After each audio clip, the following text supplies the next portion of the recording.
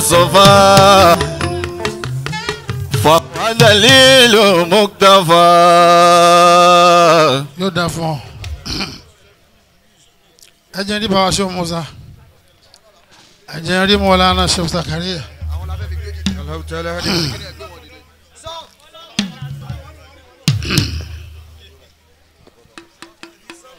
أعوذ بالله من الشيطان الرجيم بسم الله الرحمن الرحيم بإذن مولانا الشيخ مرتضى أحمد الفازازي رضي الله تعالى عنه وبإذن مولانا الشيخ إبراهيم غوث الدنيا وغوث الآخرة لا غوث بعده مولانا الشيخ إبراهيم رضي الله تعالى عنه وبإذن مولانا الشيخ جامع بولال رضي الله تعالى عنه. gbogbo ẹ̀ ń bábà ní wíkíní yìí ó náà gbalada o ẹ mọ́ ti lùlù kásáwo gbogbo agbo yìí bí yàrá lè wí kẹ́límà yìí yóò ṣoríire kún oríire tó ti ṣe tẹ́lẹ̀ torí pé Al-Hafiz Foundation wọ́n ti kọ́kọ́ kó a lọ sí etí omi pé ká lọ yòǹbó ànábì mbẹ́ sallallahu alayhi wa sallam. àtún àwa kó àwa bí náà again Al-Hafiz Foundation àwa la ní ọlọ́mọ gbà lọ́wọ́ wa Àmín. gbogbo ẹ̀ ń bá sàmì tiẹ̀ náà ó di bẹ́ẹ̀. Àmín. wà á náwó kì í sọ pé la ilaha illallah. La ilaha illallah. náwó méjèèjì jẹ́ kárí ọ̀nà pé la ilaha illallah. La ilaha illallah. a máa ń dá síkiri kan nígbà tí ayé ò tí ì lu jára wọn báyìí tá a ti máa lo fóònù. tábà fẹ́ dá síkiri náà agbó palọ́lọ́ kò ní sílùú ńgbà náà a máa fi máa sọ̀rọ̀ ni a máa ń da tó pọ̀ gan o tábà tí wàá da ẹ̀ ń bá mọ̀ nísìnyí tó bá ti bá pàdé rí gẹ́gẹ́ bí bàbá wa tí ń bá pè ń bàbá mọ́ bínú o bàbá wa Sheikh Ahmed Aláwìyé tọ́jà burú tèmi bàbá ni ọmọ tiẹ̀ ni bẹ́ẹ̀ni ọ̀rẹ́ rẹ lọ́wọ́ rẹ ni kò rújú. tábà tí wàá dá sí kiri yìí ẹ̀ ń bá ti gbé ajẹ́pẹ́ àjọ ń bọ̀ láti pẹ̀rẹ̀ ni. La ilaha illallah la ilaha illallah illallah illallah La ilaha illallah. ẹ má lo máìkì ẹ má bẹ́ẹ̀ kàlẹ́ tó bá yẹ pé mùsùlùmí pàápàá ni ọ́ tọ́ ìyá mùsùlùmí jẹ́ kò yẹ kéèyàn má di dísìkì nìyẹn. La ilaha illallah la ilaha illallah la ilaha illallah illallah illallah ó yá la ilaha ẹ pariwo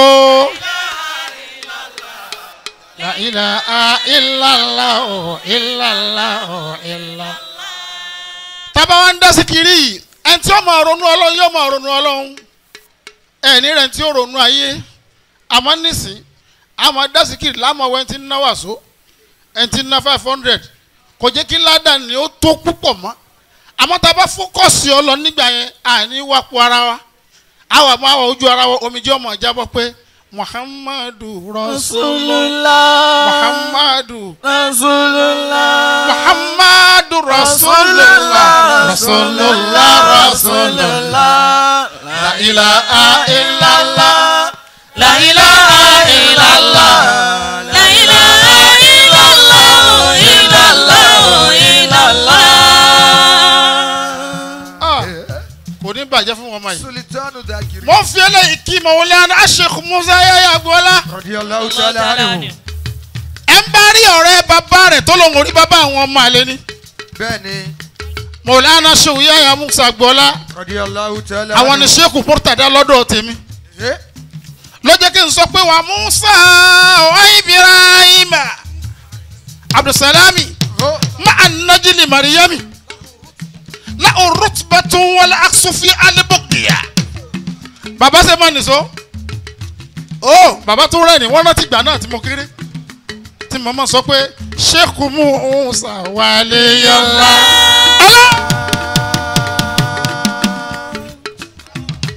Al-Hafiz ṣe ń túra ká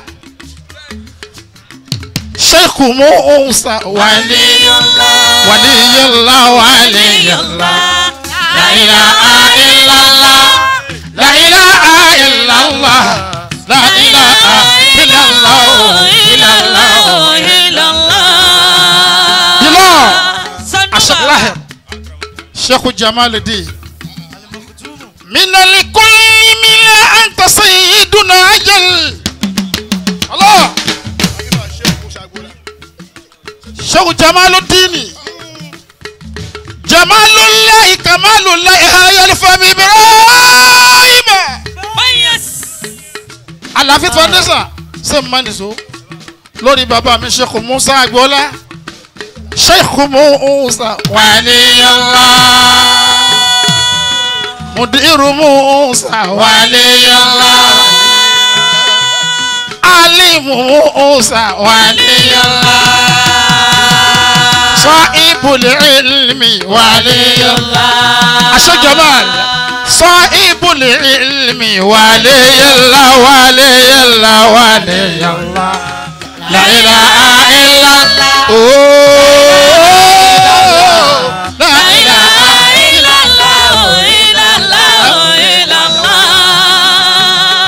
Baba Yakuba Sinina Bani Kudi Maulana Sheikh Musa Yaya Agboola Adam Allah hayatahu ẹ bá mi sọ fún my sweet heart my love Sheikh Dakari Al-Ansari handsome lọ́kùnrin Sheikh Dakari waliyallah Dakari waliyallah la ilaha illallah la ilaha illallah la ilaha illallah Sheikh Jamal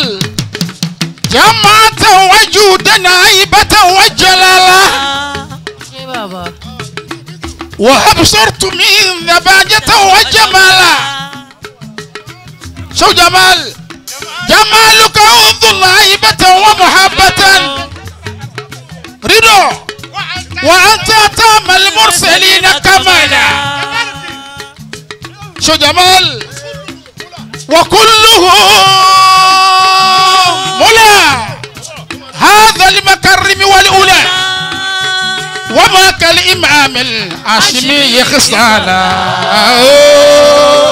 Musa waliyallah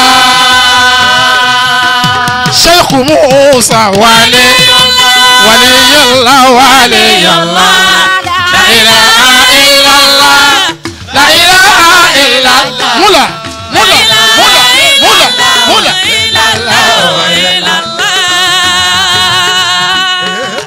the law láti lórí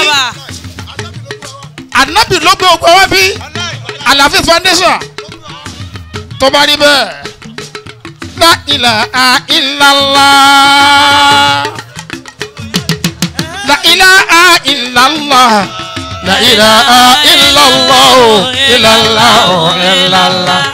la ilaha illallah la ilaha illallah la ilaha illallah Habibullah الضيف صرا أمي أنا ربي يا ماما Sanu baba Muje baba Akani مواتنا خير الناذل الخير صماما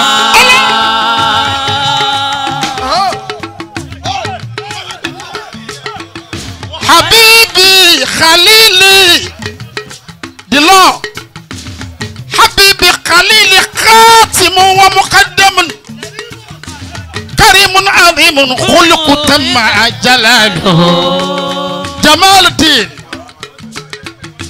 جلال رسول الله حيا وباقيا النبي محمد صلى الله عليه وسلم Akani wallahi الطيب الصرا أما أنا ربي يا ماما مواتنا خير الناذل الخير صماما ذولي ترى إني أنيو ببابي وأمشي بطعدي بالدقاها مسلمة فذا أناجي أمين الله خازن سرك لا تبوجا على جبسيرة أناجي من الله خاذي نصره بولالا وموتيزا والفقات كنزا ومعدما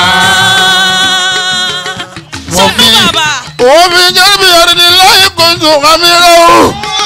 بولالا كذلك شرق الأرض على قضيتي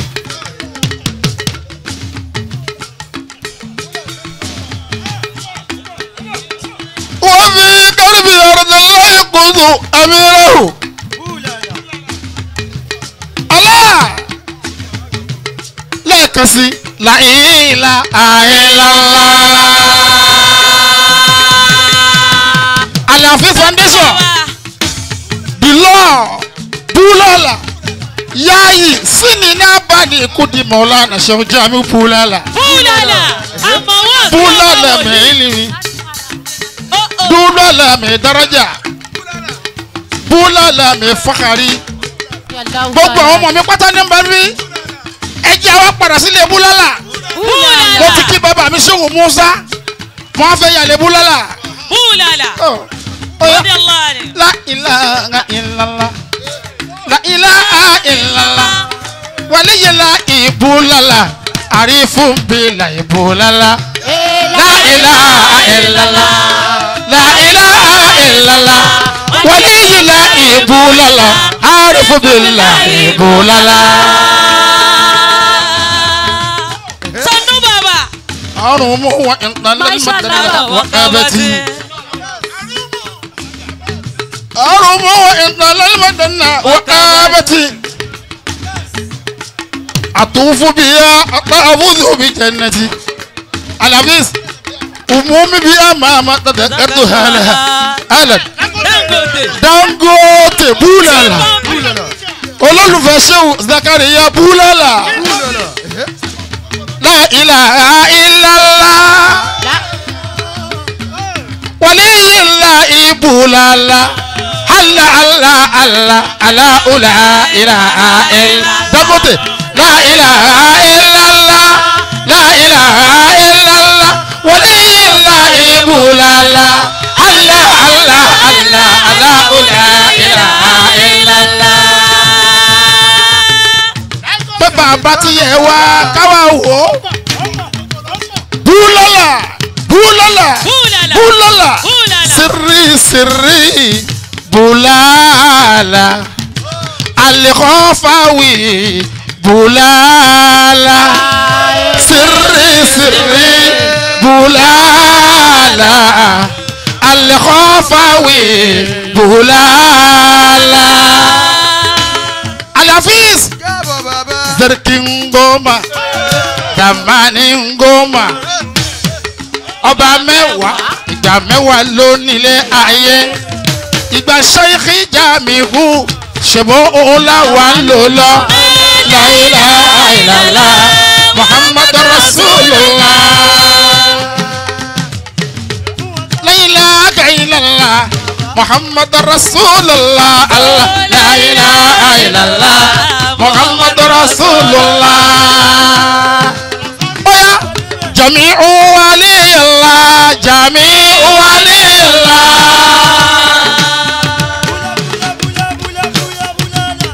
Jamiu waliyallah Jamiu waliyallah la ilaha illallah Muhammad Rasulullah la ilaha illallah Muhammad Rasulullah Al-Ansari bulala la ilaha illallah Al-Ansari bulala ẹ sọ pé la ilaha illallah Al-Ansari bulala la ilaha Hudu Jamiu moriyo la ilaha illallah Al-Ansari bulala la ilaha illallah Al-Ansari bulala Allah la ilaha illallah ya Allah Allah la ilaha illallah ya Allah Al-Ansari bulala baba ya marora la ilaha illallah ya Allah bàbá ẹ má rọra. Allah la ilaha illallah ya Allah Allah Allahu Allah Allahu Allahu Maulana Jamiu Hulala Allahu Hulala Allahu Hulala Allahu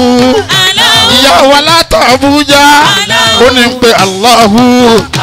ìyá wa láti Abuja ó ní ń pè Allahu Sayyida Zakira Sayyida Zakira Sayyida Zakira Jamiu Bulala Jamiu Bulala أنا أعرف بالله عبد الجامع وصلت إلى حي الله قيوم بجسباتي أنا أعرف بالله عبد الجامع وصلت إلى حي الله قيوم بجسباتي الله الله هدو جامع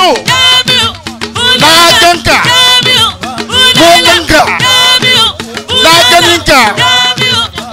Allah Allah Allah Allah Allah Allah Allah Allah oh ya la ilaha Allah la ilaha Allah la ilaha Allah huwa Allah la ilaha illallah la ilaha Allah la ilaha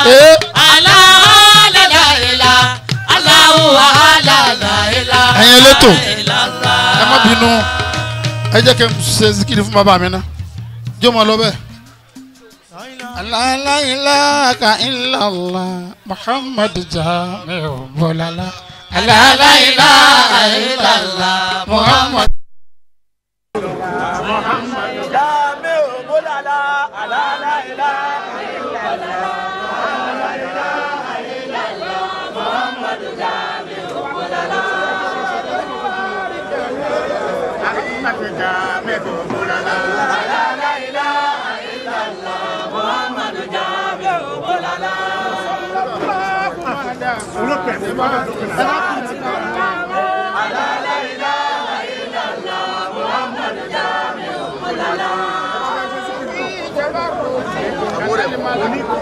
Amore.